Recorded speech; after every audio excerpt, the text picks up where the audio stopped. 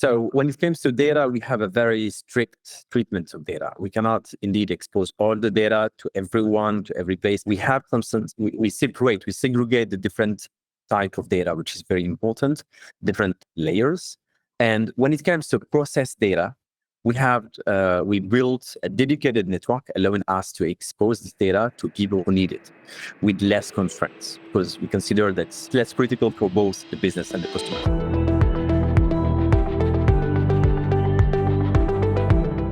Hello, everyone, and thanks for listening to another episode of Industrial Visionaries. And today I'm speaking to Hicham Ghriss. He's a digital factory director at IDEMIA. Thanks for chatting to me today. Thank you, Zeji. It's a pleasure to be with you. The pleasure's all ours. Thanks. So first of all, welcome to the show, but also can you explain who you are, what you do, and how you got into Industry 4.0? Yeah, it's great. Thank you for giving me this opportunity. As you said, my name is Hicham Ghriss. I'm today a leader of the digital factory in IDEMIA, and particularly in IDEMIA Secure Transaction, which is one of the divisions in IDEMIA. We'll come back to IDEMIA and the business of IDEMIA in different markets. I am with a background of engineering, so I had an equivalent of a master's degree in computer science, which is using the French system called the Grande École, the big schools, if we can translate it this way. This equivalent to a master's degree. My background is basically a computer science with a particular major on parallel computing. I started in my early days working with GPU at the time with NVIDIA and AMD. So in some small projects before landing in a consulting company, still as a developer, and joining IDEMIA later during almost 17 years now.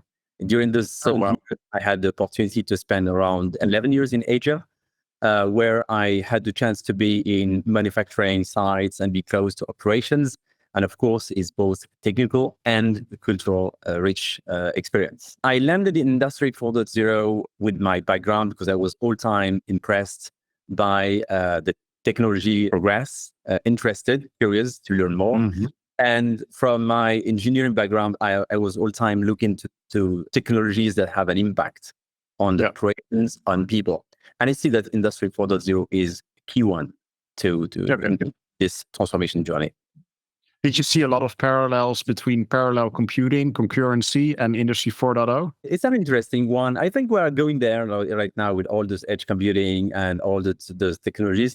Of course, we are bringing it to the edge, but the problems are the same in the core. Oh, I was thinking about exactly the same problem where edge, the timings are well extended compared to like a CPU with multiple cores. But on a computer science level, the problems are very much the same. Yeah, exactly. Okay, very cool. And can you explain a bit about IDEMIA? Like, what does it do? It has a lot of nice words on the website, like smart identity and public security. But like, what does it do, and how does it bring those terms into practice?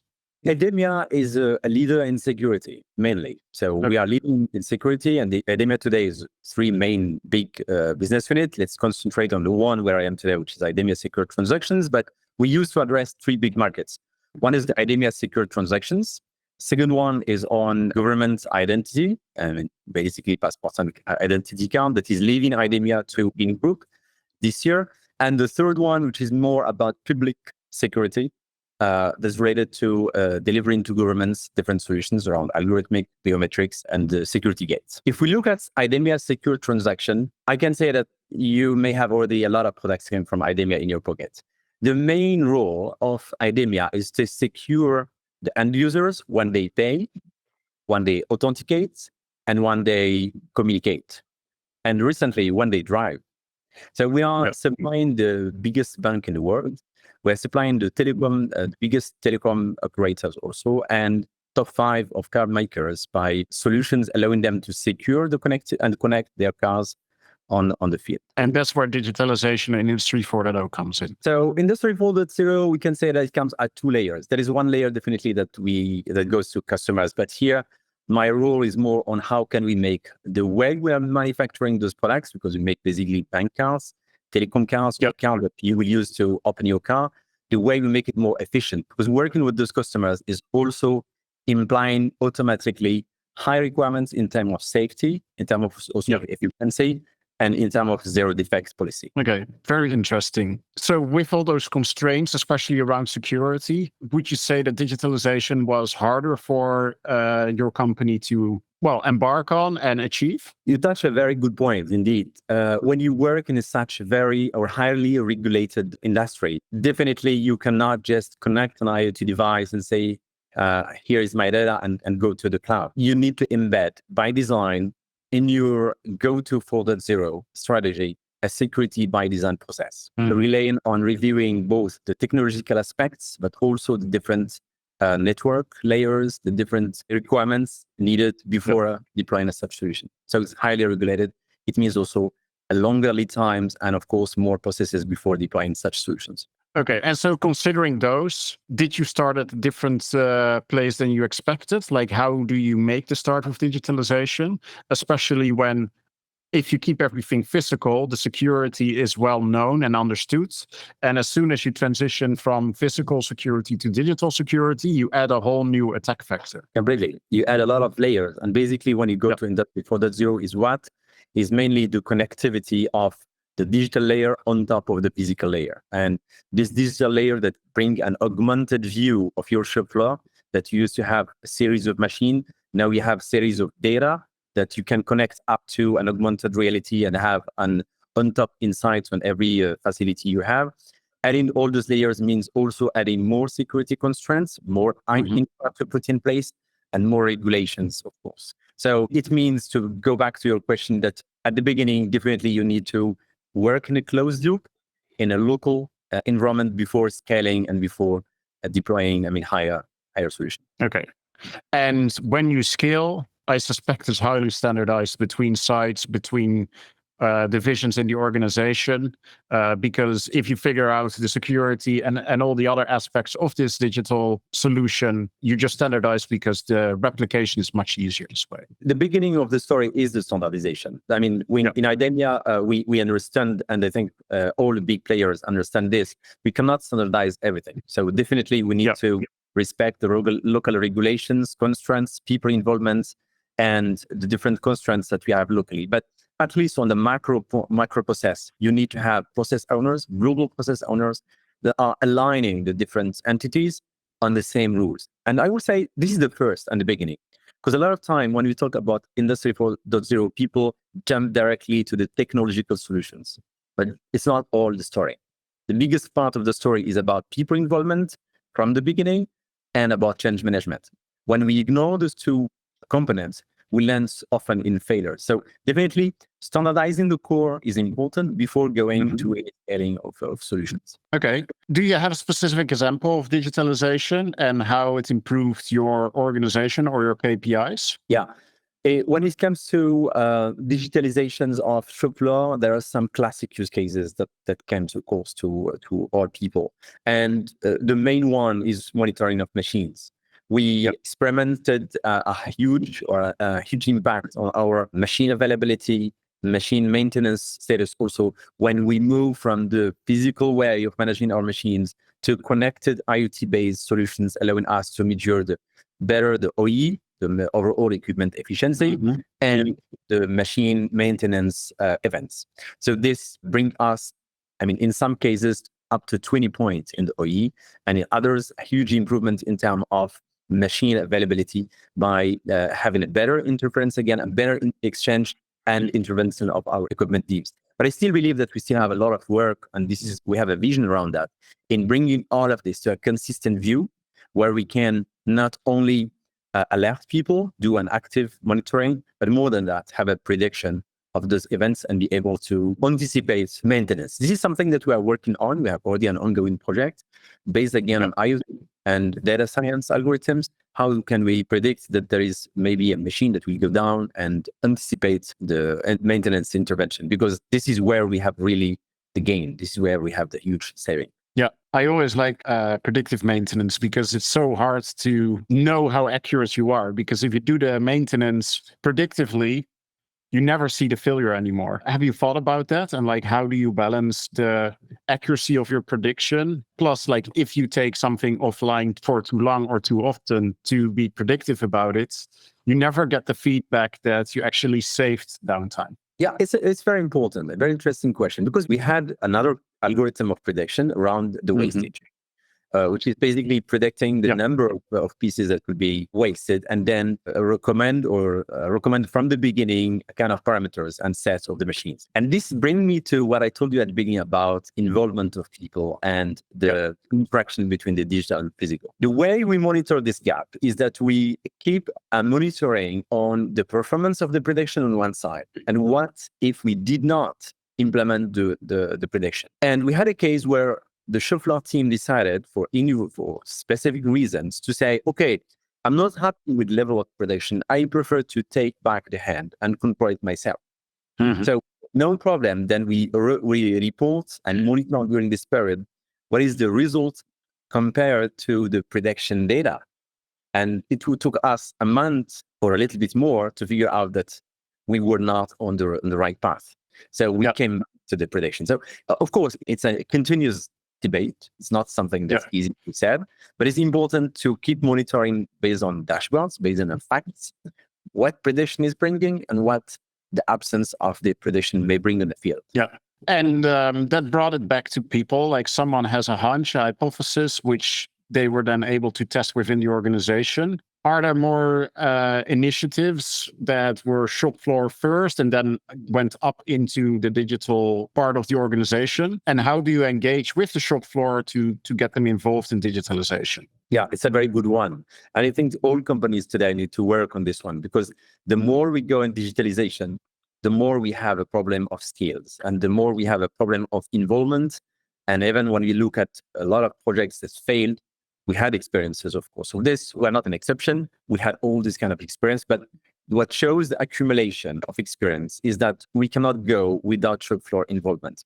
The way we involve today the shop floor is that on one side, we have continuous improvement programs that are launched in facilities, allowing everyone in IDEMIA to submit an idea. So his idea is analyzed locally, and when it is really having a local impact, it's managed locally. There is no need to escalate it higher.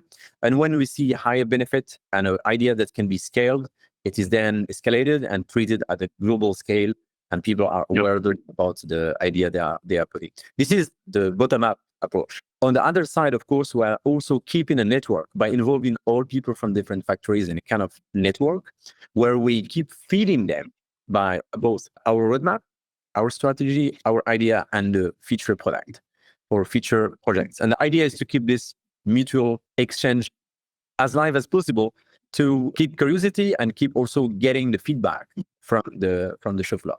Right.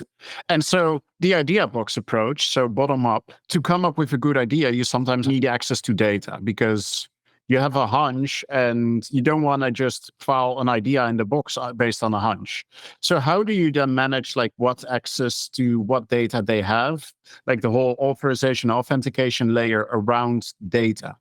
So when it comes to data, we have a very strict treatment of data. We cannot indeed expose all the data to everyone, to every place. We have we separate, we segregate the different type of data, which is very important, different layers. And when it comes to process data, we built a dedicated network allowing us to expose this data to people who need it with less constraints, because we consider that it's less critical for both the business and the customers. But indeed, it is something that needs to be done based on samples and based on use case. We don't have today public data that is published to everyone. Maybe it can be a good idea to build in future, maybe for some restricted or some specific use cases. It's not something that we have today, but we work on by samples. Got it. And do you distribute like analysis to the whole team on the shop floor, for example? So OEE we just discussed. I suspect you have the OEE of the last week, but maybe also the last month. So do you publish those data points back to shop floor for their ideation, or is that also tightly guarded? We do that. We do that because we believe that when we take data for the management is not the way to operate. This is not the way to operate. We need to involve everyone, including the operator, on the day-to-day performances. It only works when there is a strict governance and when everyone is embedded and onboarded. This is why we are more on Edge BI using like Node-RED. We're not using Node-RED today, but we are working on such solutions. I saw that you are working on this, but we're using Edge BI first to have on the machine itself a view or on the shop floor view on the OE.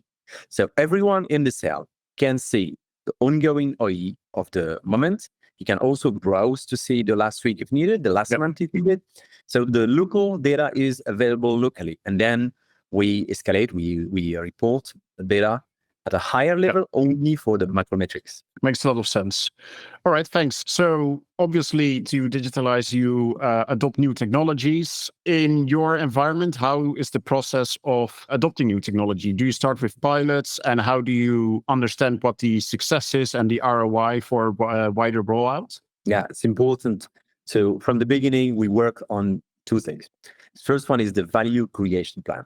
What kind of value is the solution creating? So we start from the need and not from the technology. Of course, we are open. We evaluate also new technologies. We have a techno watch where we look at what exists in the market, exploring AI, exploring different solutions that exist in the market. It's very good.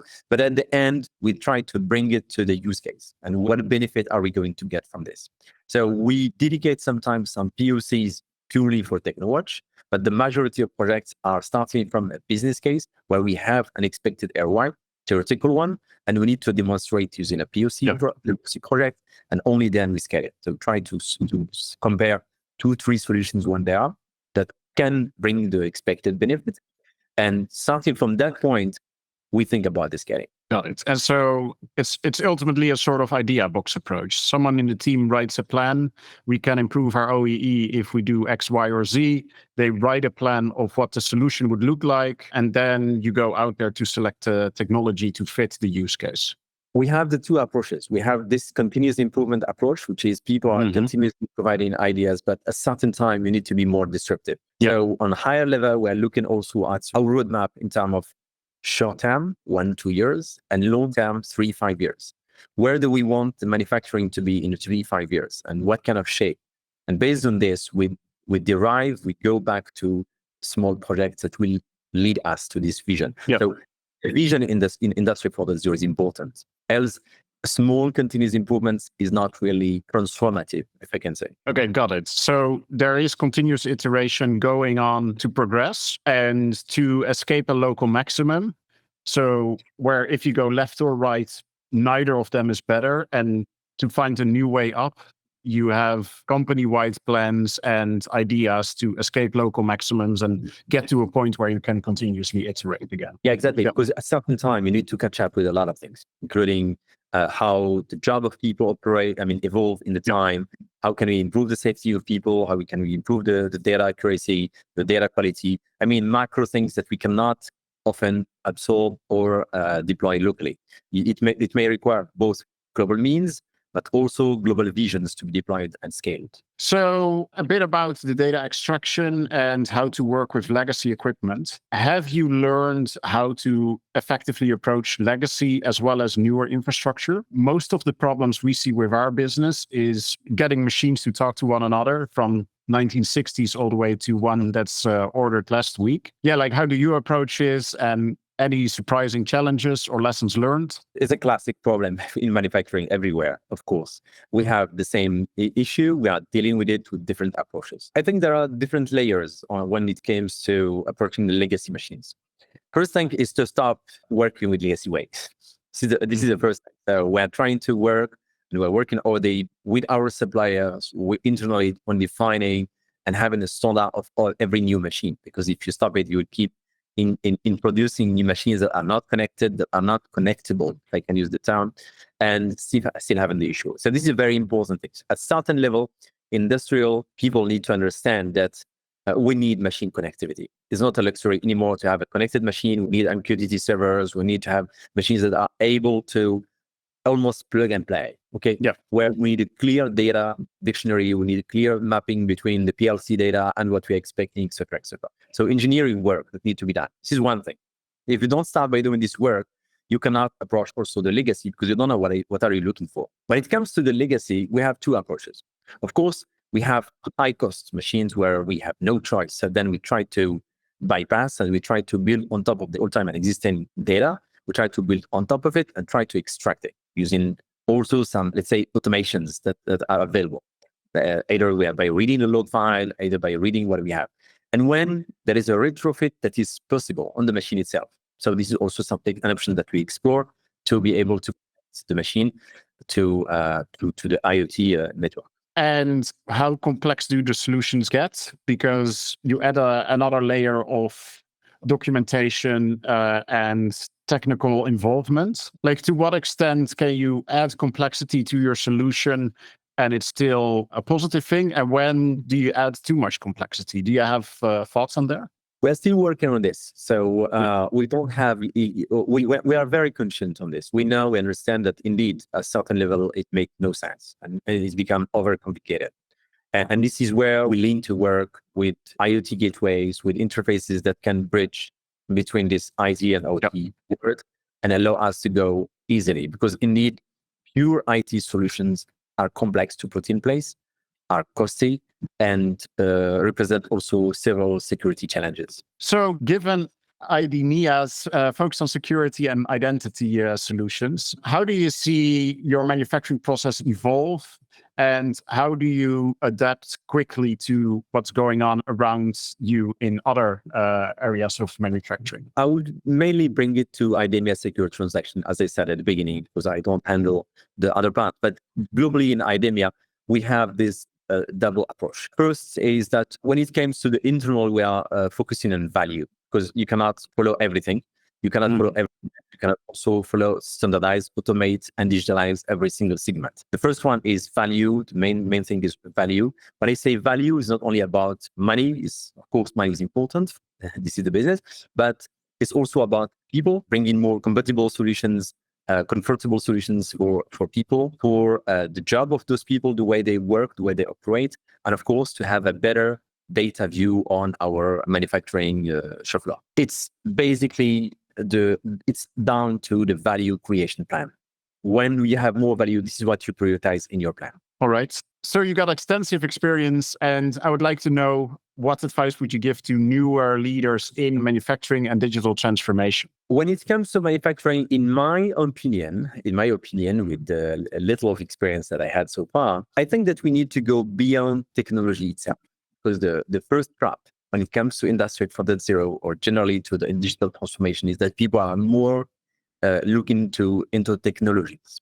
Technology is definitely an amazing thing, an important part. But when I look at different projects that we executed, 80% of our discussions were not about the technology itself. Were more about the change management, the scaling, the security constraints, and how do we transform the shop floor itself, not only transform one piece. I mean, we should not look at the solution as one single solution, but as a part of a vision. So before starting a transformation, having a global vision that includes the different components and people on the shop floor is a key success factor. All right. Thank you. I'm afraid that's all we have time for today. I do want to thank you for your time. But before we wrap, generally people have something where they can follow your work and your achievements. Yeah, how can people follow along with what you're doing? I have two accounts. People can follow me on Medium or on LinkedIn, both by typing my name. I don't think that a lot of people have the same name, so it's easy to find. Yeah, I love a good, unique name. All right. Thanks a lot. I've learned a lot and enjoyed the conversation. Let's keep in touch, and thank you for joining today. Thank you, ZJ. Thank you. Have a nice day. Bye-bye.